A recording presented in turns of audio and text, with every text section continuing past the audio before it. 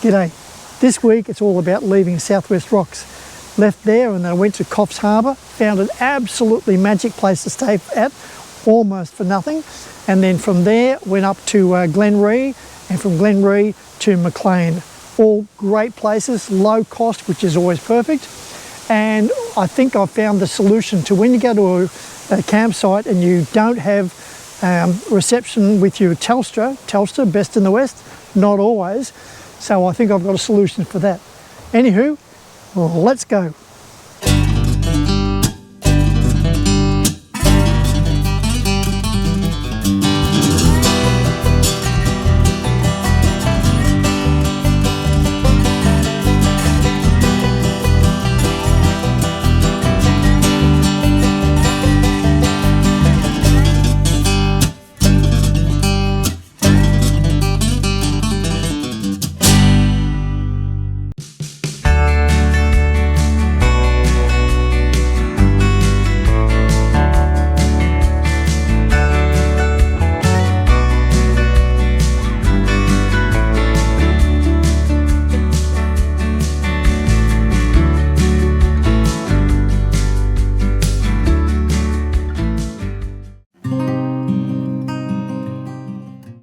I'm standing on the V wall in Nambucca Heads.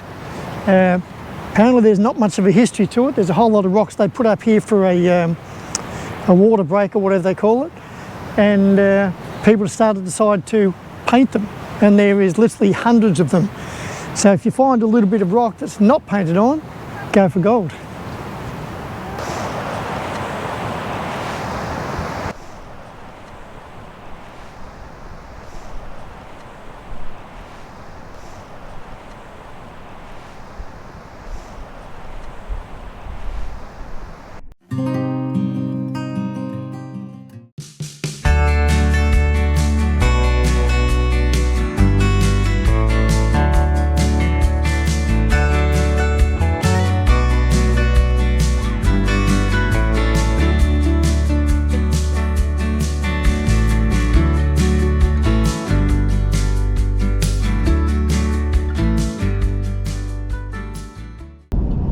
Just out of caravan, which is out of Coffs Harbour. Well, there it is behind me, the big banana, and they say it's big. I don't know about the dimensions, but it is pretty big. And lots of people coming up and down here trying to work out where to stop out the front, but you can't. No stopping, and I'm sure there's someone hanging around here keen to get you fined. Now the parking, you can either park, you can either park in the little motel car park there, or if you drive up a little bit, you can actually take the car in the caravan. I haven't done that, so I've just got the car today. Definitely well worth a visit. Here it is in that big banana in Coffs Harbour. I'm at the entrance to the to one of the entertainment sections, and this one is like a swimming pool, and down there is the water slide, and there's all sorts of things happening here. Now if your kids say, oh mum, or dad, please, I'll be the best kid in the world or whatever, and you succumb, you can get an entire pass. Not sure, this is during the school holidays, or the Americans would call spring break, for $63 if you're 3 to 13, and if you're 14 years old or older, it's $69, and that's all you can eat. From what I can gather, you can go on all the rides, so kids would be well tuckered out at the end of the day, and so would be the mums and dads at the young at heart who went down the water slide and the toboggan and all that sort of stuff. There's lots to do, and lots of fun to be had here at the big banana.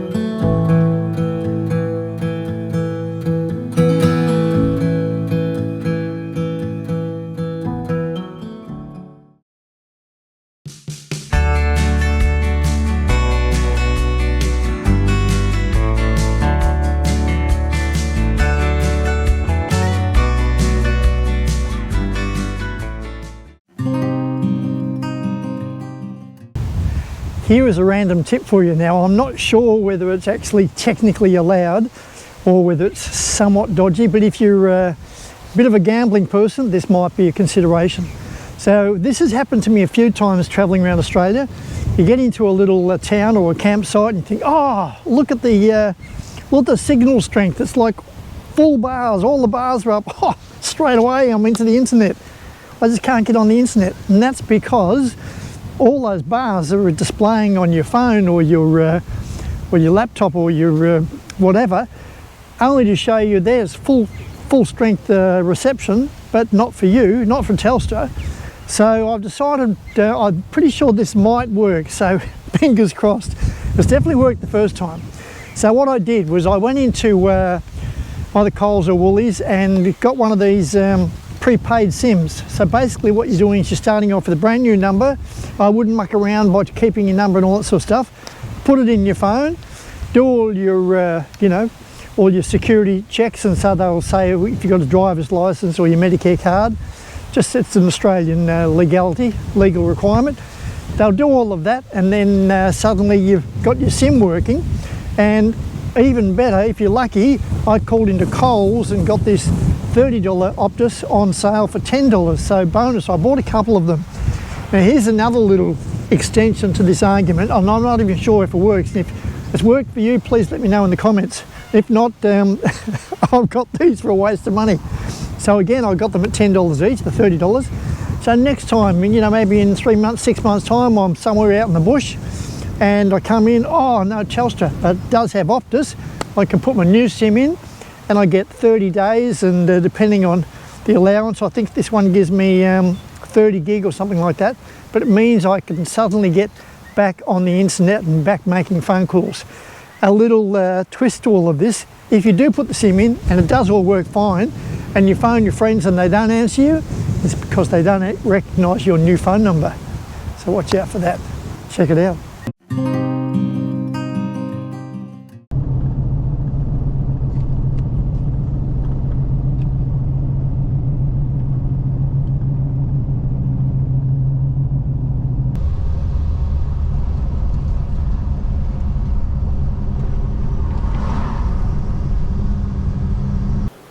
I'm in a little camping site called J-Ball Park, which is in South Grafton. Great little place, really well organised. Basically what happened was there was an old oval that people weren't using. It was an ex-football club. They moved on to Central Grafton, and there's a car club here who they do testing and they do roadworthies and all that sort of stuff, and it's a club, great little club. So they took it on, and now they sort of manage it. Now, one of the great things about it is the fact that it's a gated community. Actually, there's fence right around it, and it's a locked gate. So you need to contact the camping people to get the combination to get into open the gate, which is really great. And it just discourages any yahoos coming in and disturbing any of the campers. The other great thing is, yeah, you can stay here, low cost, but if you wanted to have power, an extra $5, and you've then got power. There's only 4 sites, which double up to probably eight areas that can have power, but what a great little idea.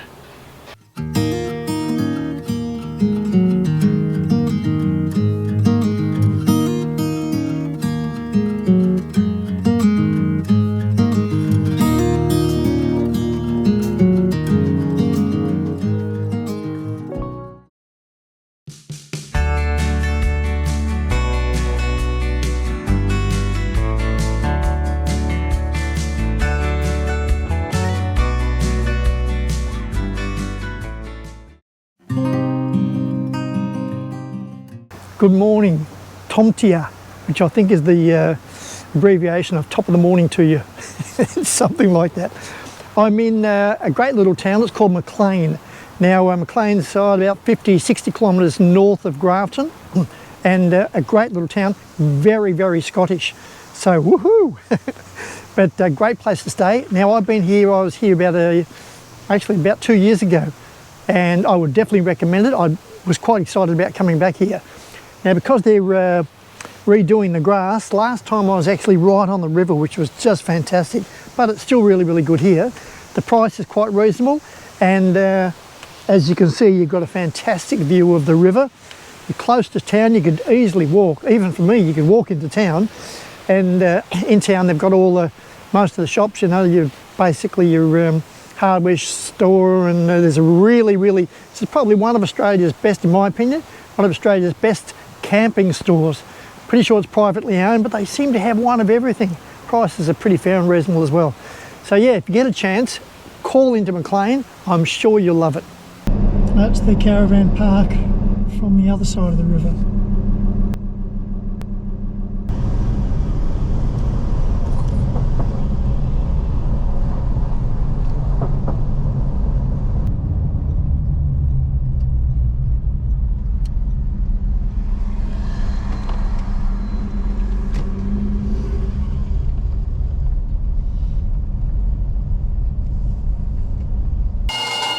Well, no prizes for that background music.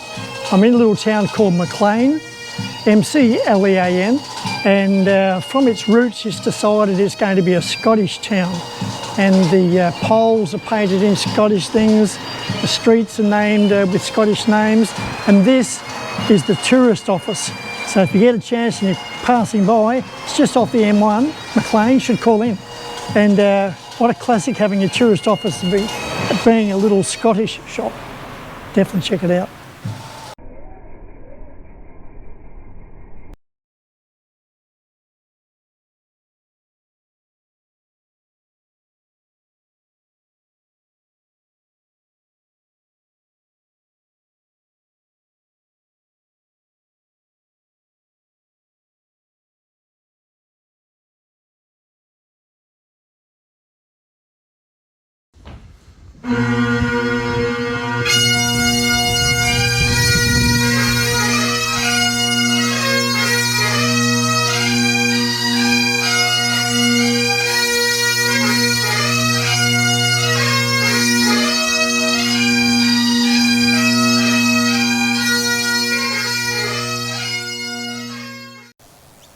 Just out of Maclean, going down one of the little side streets, you come up this little hill, it's a lookout.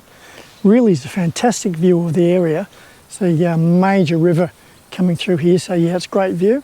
And this is the Bell, and surrounding it has a whole lot of the clans, the well-known clans, the Wallaces, the McGregors, the McPhees. Yeah, you've got all your little acknowledgements of it.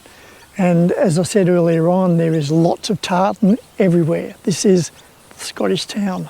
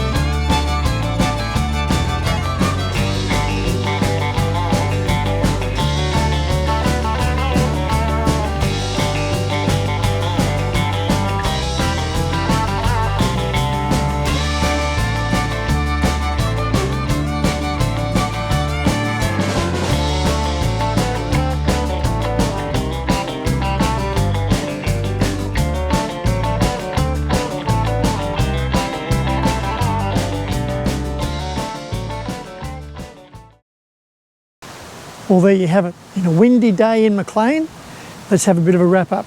So travelling from Coffs Harbour up past Grafton, you don't necessarily have to stay in all of the classic caravan parks, and you can deviate a little bit to the coast if you wanted to. Now, the other thing is I'm really excited about that alternative to just buying a SIM card occasionally, or having a couple in the glove box just to get you out of that spot. That is so exciting. Looking forward to seeing how well that goes. Now, if you found the video useful, helpful and or entertaining, please give it a thumbs up. If you haven't already subscribed, and if you think the video is worth sharing, that too would be great. Until next time, this is Paul Will Drive, signing off.